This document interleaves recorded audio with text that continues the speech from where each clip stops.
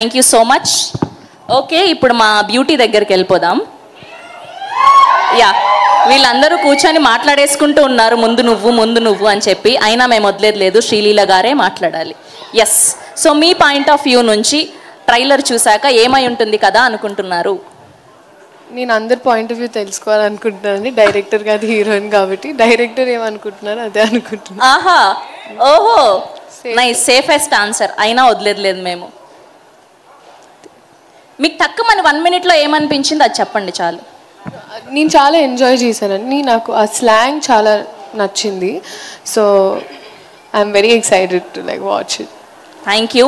And మీకు గోదావరి అనగానే గుర్తొచ్చేది ఏంటి? ఆ స్లాంగ్ నాకు ఎందుకు ఒక తెలియని తీపితనం ఉంటుంది అనిపించింది. So I like the slang.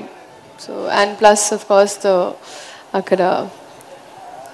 Okay, ఇప్పటి వరకు మీరు వర్క్ చేసిన హీరోస్లో డీసెంట్ ఫ్రెండ్ ఎవరు, ఇలా నాటీ ఫ్రెండ్ ఎవరు?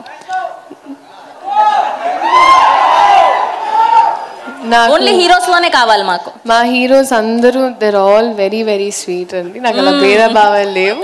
చాలా సినిమాలు చేయాలి. ఓకే, నాటీ ఫ్రెండ్ చెప్పండి. సరే, అందరూ డీసెంట్, వాళ్ళల్లో మోస్ట్ నాటీ ఎవరు?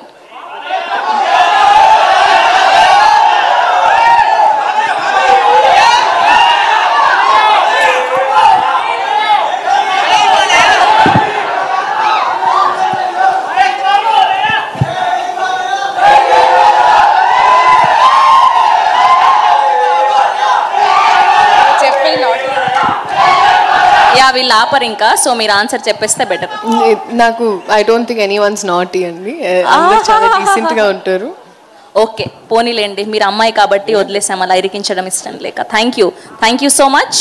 అండ్ ఇదే స్వీట్గా మేము ఫ్రెండ్స్ అండి, August 15న థియేటర్స్లోకి వచ్చే సినిమా చూడండి అని ఆ స్లాంగ్లో చెప్తే హ్యాపీగా వదిలేస్తాను మిమ్మల్ని. ఇంకా